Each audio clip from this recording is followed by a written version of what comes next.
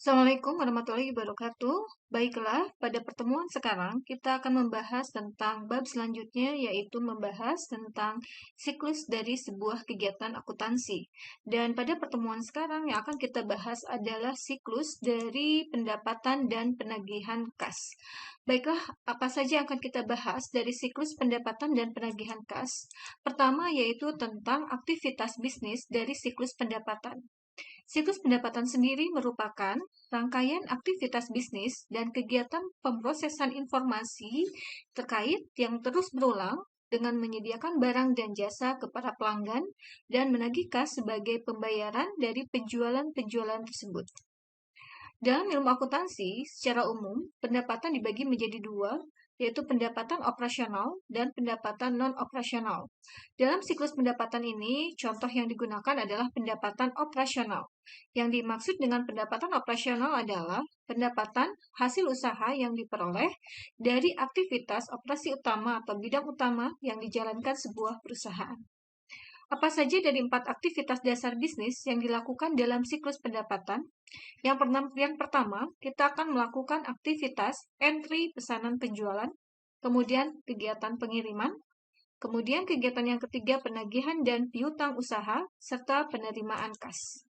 Proses entry pesanan penjualan mencakup 3 tahap, yaitu mengambil pesanan dari pelanggan, memeriksa dan menyetujui kredit pelanggan, dan memeriksa ketersediaan persediaan.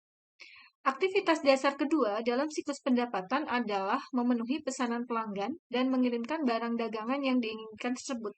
Proses ini terdiri dari 2 tahap, yaitu mengambil dan mengepak pesanan, serta mengirim pesanan tersebut. Aktivitas dasar ketiga dalam siklus pendapatan yaitu melibatkan penagihan kepada pelanggan dan memelihara data piutang usaha. Jadi pendapatan yang kita lakukan adalah pendapatan secara kredit. Kemudian langkah terakhir yaitu langkah keempat dalam siklus pendapatan adalah penerimaan kas yang melibatkan menangani kiriman uang pelanggan dan menyimpannya ke bank.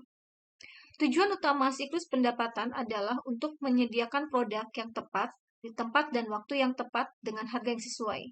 Bagaimana perusahaan dapat mencapai tujuan ini? Yaitu untuk mencapai tujuan ini, pihak manajemen harus membuat beberapa keputusan penting berikut ini. Yang pertama, sejauh apakah produk dan harus disesuaikan dengan tiap kebutuhan dan keinginan pelanggan? Seberapa banyak persediaan yang harus dimiliki dan di manakah persediaan tersebut ditempatkan?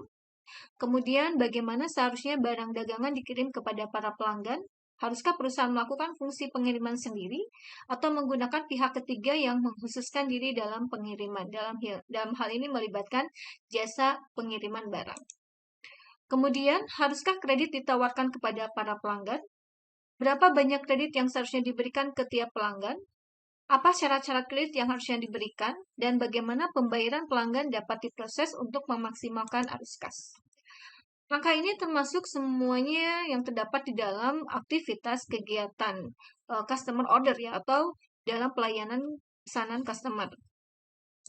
Kemudian, fungsi entry pesanan penjualan mencakup 3 aktivitas utama, yaitu mengambil pesanan dari pelanggan, memeriksa dan menyetujui kredit pelanggan, dan memeriksa ketersediaan persediaan.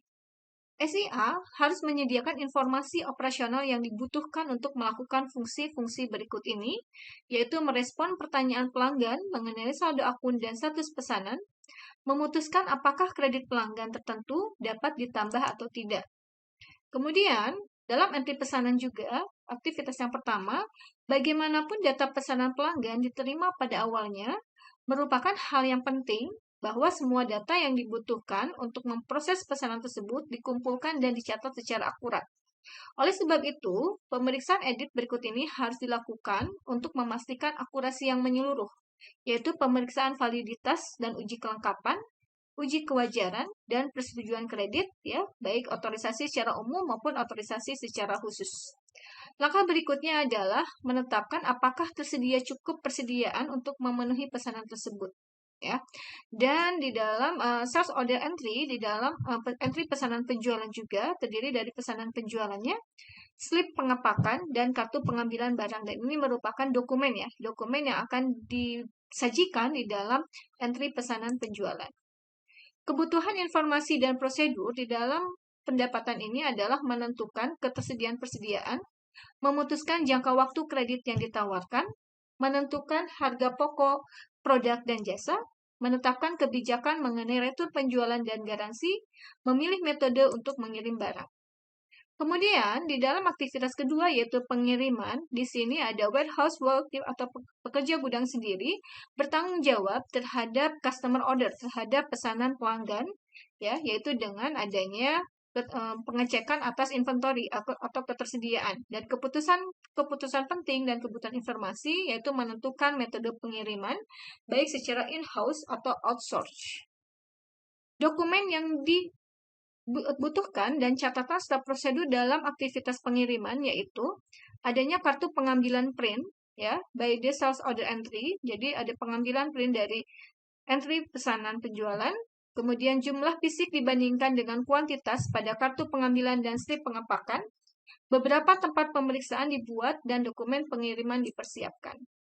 Aktivitas ketiga yaitu penagihan dan piutang usaha, ya, yaitu atau invoicing customer dan maintaining customer accounts.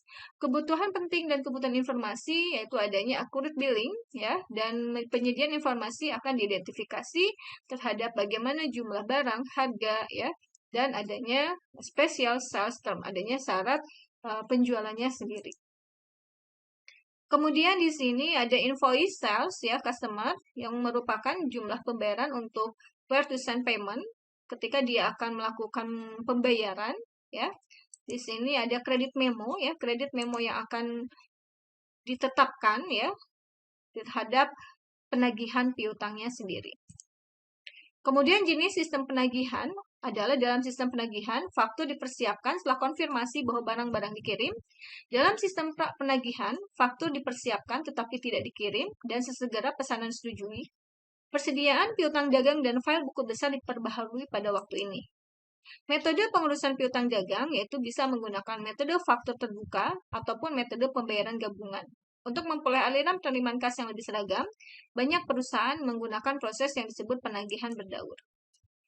Contoh apakah informasi tambahan yang seharusnya SIA sediakan, ya, yaitu waktu respon terhadap pertanyaan pelanggan, waktu yang dibutuhkan untuk memenuhi dan mengirim pesanan, presentasi penjualan yang membutuhkan pemesanan ulang, kepuasan pelanggan, analisis pangsa pasar dan tren penjualan, serta analisis profitabilitas berdasarkan produk, pelanggan, dan area penjualan. Dalam penagihan kas, yaitu aktivitas terakhir, aktivitas keempat, terdapat dua bagian yang terlibat dalam aktivitas ini, yaitu kasir dan fungsi piutang dagang. Keputusan yang penting dan kebutuhan informasi dalam penagihan kas, yaitu pentingnya pengurangan pencurian kas. Fungsi penagihan piutang dagang seharusnya tidak mempunyai akses fisik ke kas atau cek. Fungsi piutang dagang harus mampu mengidentifikasi sumber suatu pengiriman uang dan faktur aplikasi yang harus dikredit. Adapun dokumen yang digunakan adalah cek diterima dan dikirim, daftar pengiriman uang yang dipersiapkan dan dimasukkan secara online pelanggan, nomor faktur dan jumlah setiap pembayaran, dan sistem ini akan menunjukkan terhadap verifikasi terhadap akurasi data. Ya, di dalam siklus pendapatan, SIA yang didesain dengan baik harus menyediakan pengendalian yang memadai untuk memastikan bahwa tujuan berikut ini dicapai, yaitu tujuan semua transaksi telah diotorisasi dengan benar dan semua transaksi dicatat secara valid atau benar-benar terjadi. Dan ini merupakan hal-hal yang berkaitan dengan pengendalian intern atas siklus pendapatannya sendiri. Oke, kemudian selain itu adanya semua transaksi yang valid dan disahkan telah dicatat, semua transaksi dicatat dengan akurat, ini masih pengendalian atas siklus pendapatan ya. Aset yang berupa kas, persediaan data dijaga dari kehilangan ataupun pencurian. Aktivitas bisnis dilaksanakan secara efisien dan efektif. Di sini terdapat beberapa ancaman dan prosedur pengendalian dalam aplikasi entry pesanan penjualan. Salah satunya ancamannya pesanan pelanggan yang tidak lengkap atau tidak akurat, prosedurnya pemeriksaan edit entry data. Ya, atau ancaman penjualan secara kredit ke pelanggan yang memiliki catatan kredit yang buruk, atau adanya legitimasi pesanan atau habisnya persediaan. Dan di sini adanya pengendalian ketika habisnya persediaan akan dilakukan sistem pengendalian persediaan. Adanya legitimasi pesanan harus ada otorisasi atau tanda tangan di atas dokumen kertas ya.